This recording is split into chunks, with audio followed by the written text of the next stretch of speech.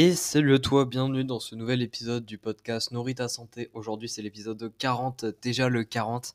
Et dans cet épisode, je voulais te parler de l'intérêt de la nutrition et du sport dans la perte de gras, ou plutôt en fait, se poser la question, quand on cherche à perdre du poids, perdre du gras notamment, en fait, qu'est-ce qui est le plus important entre guillemets entre la nutrition et le sport? C'est quelque chose qui revient souvent, pas sous cette forme, là, c'est-à-dire pas sous cette question, mais sous la forme, par exemple, 80 c'est la nutrition et 20 c'est le sport. Il y a pas mal de pourcentages comme ça qu'on donne sur les réseaux et du coup, en fait, je sais que vu qu'on sort des pourcentages différents à chaque fois, les personnes sont un peu perdues, ont tendance à ne plus savoir en fait, quel est l'intérêt réellement du sport et quel est l'intérêt de la nutrition, quelles sont les différences et leur impact sur la perte de poids. Et du coup, je me suis dit que ça pouvait être intéressant de vraiment parler des 2 et de les différencier. Donc dans cet épisode, je vais pas parler du sommeil proprement. J'aurais pu en parler parce que souvent il intervient aussi, quand on parle de la nutrition et du sport.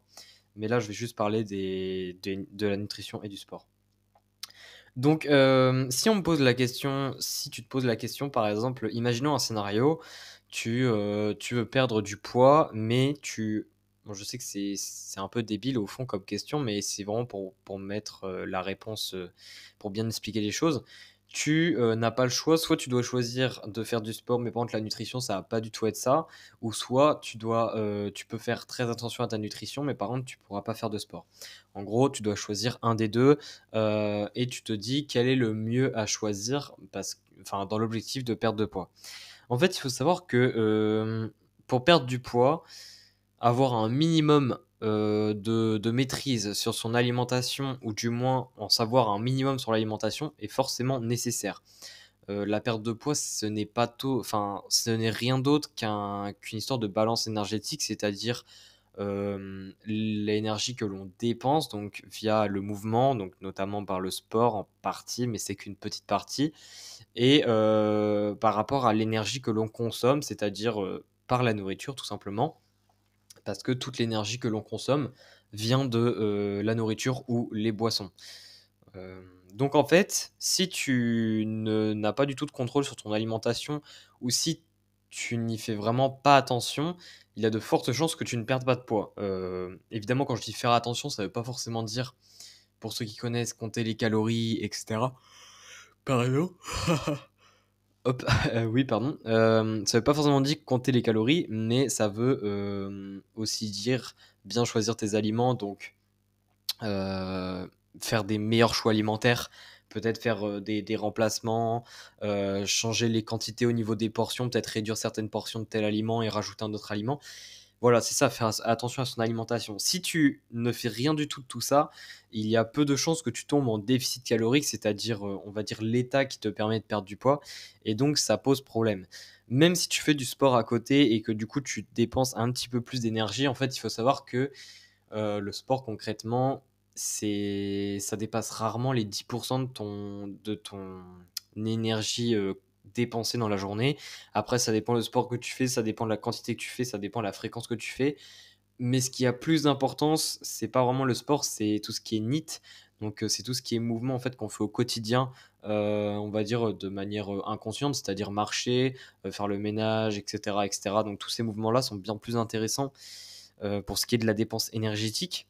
Du coup, en d'autres termes, si tu avais à juste choisir la nutrition, enfin à juste choisir le sport plutôt, donc par exemple tu décides de mettre de côté la nutrition et de te focaliser sur le sport, en fait le sport a un intérêt, je vais en parler un petit peu plus après, quand on va parler de la nutrition, mais le sport a un intérêt non négligeable dans la perte de poids, mais par contre il perd quasiment tout son intérêt si la nutrition n'est pas du tout, gérée. Pourquoi? Bah, parce que encore une fois, s'il y a pas de déficit calorique, il y aura pas de perte de poids et du coup, au fond, le sport, s'il était vraiment, pratiqué pour aussi aider la perte de poids, évidemment, petite parenthèse, il est super important de faire un sport que l'on aime et que l'on fasse du sport pour aussi, apprécier mentalement et cetera et pas dans une optique de perte de poids.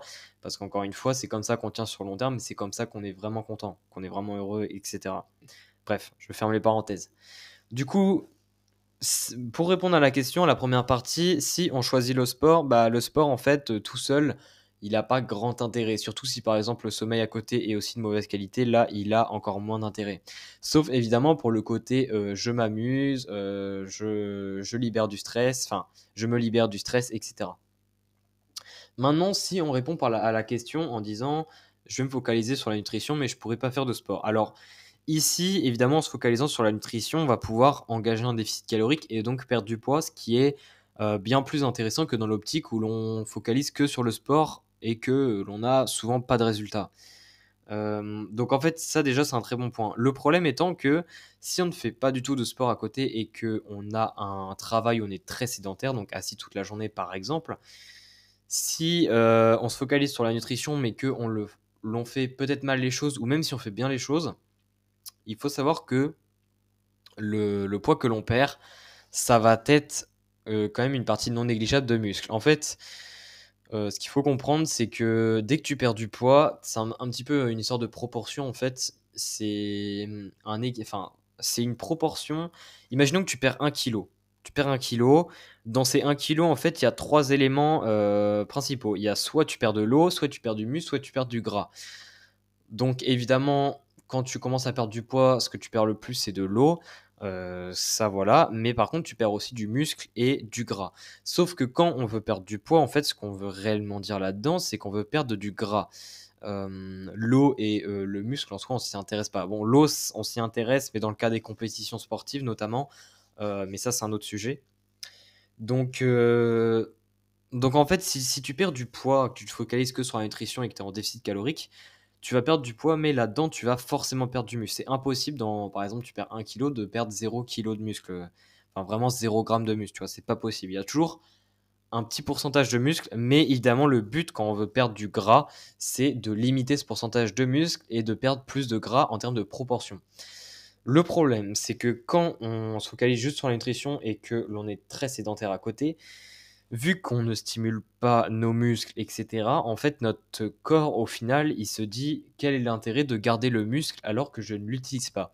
Du coup, ça va augmenter la proportion de muscles que l'on perd par rapport au poids que l'on perd, ce qui veut dire en fait que notre perte de gras, elle est beaucoup moins efficace. Parce que même si tu perds du poids plus vite, imaginons, si tu perds 3 kilos, mais que dans ces 3 kilos, tu perds 1 kilo de muscle, euh, je trouve personnellement que ça a moins d'intérêt d'avoir perdu ces 3 kilos à cette vitesse-là et 1 kilo de muscle, plutôt que, imaginons, d'y aller beaucoup plus lentement et de perdre 1 kilo au total pour perdre 125 grammes de muscle, tu vois. C'est-à-dire que le ratio, le ratio entre le poids total et le muscle perdu, il est meilleur dans le cas numéro 2. En fait, là, tu dois te dire, bon, du coup, il faut que je perde du poids plus lentement. En fait, malheureusement, même perdre du poids plus lentement, ça va pas forcément. Évidemment, ça peut ralentir, enfin, ça peut améliorer cette histoire de proportion, c'est-à-dire que tu vas perdre moins de muscles, mais ça n'aide pas. En fait, au final, le plus important pour limiter la perte de muscle lorsque l'on perd du gras, c'est de continuer une activité physique. Ça ne veut pas dire faire de la musculation forcément, il y a plein d'autres sports, mais ce qu'il faut, c'est continuer à être actif. Si tu ne fais pas de sport, c'est pas grave.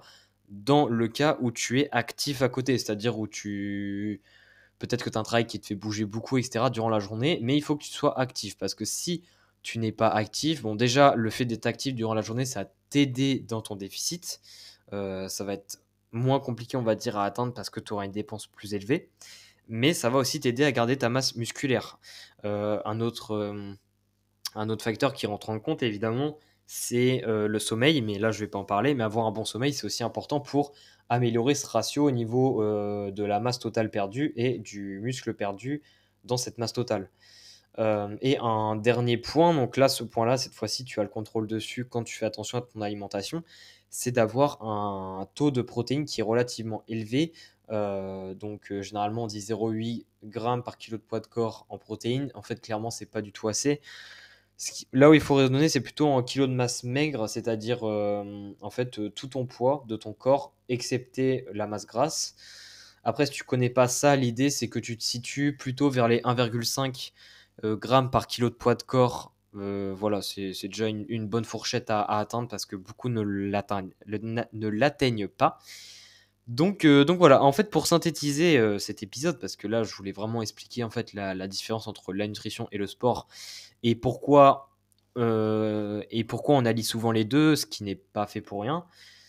Pour résumer, en fait, si, en fait, la nutrition, à quoi elle sert dans une perte de poids? Elle sert à enclencher la perte de poids. S'il y a aucune maîtrise sur la nutrition, il est très rare qu'on perde du poids, sauf si on se met à faire des régimes très bizarres du style: «Je mange que des légumes dans la journée» et là, je fais des régimes drastiques. Évidemment, ils font perdre du poids ces régimes, mais ils le font reprendre très vite par la suite et je ne vais pas expliquer ici pourquoi.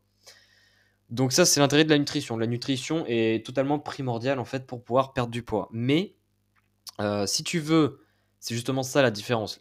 La nutrition suffit à elle-même pour perdre du poids, mais si tu veux perdre du poids en améliorant ta composition corporelle, c'est-à-dire perdre plus de gras et gagner enfin et garder beaucoup de muscles, ce que veulent en fait tout le monde, hein, qui perdent du poids, et bien là, le sport est totalement nécessaire ou du moins l'activité physique. D'où l'intérêt qu'ils soient complémentaires, en fait. Donc voilà, j'en ai fini pour cet épisode. N'hésite pas à m'envoyer un message sur les réseaux si tu as une question, je répondrai avec plaisir. N'hésite pas aussi à noter le podcast, ça aussi pareil, ça me permet de voir aussi vos retours, de voir si vous avez apprécié ou pas. Et puis bah, n'hésite pas à me suivre sur les réseaux évidemment. D'ailleurs, il y a un gros lancement qui va arriver ce week-end, donc je t'invite fortement à être présent sur les réseaux, à être sur Instagram notamment. C'est là où je suis présent pour pouvoir participer à ce lancement. Enfin bref, je te souhaite une bonne journée. Garde du coup ce que je t'ai expliqué dans cet épisode en tête pour bien mettre les choses en place. Et puis on se dit à la prochaine. Ciao, ciao.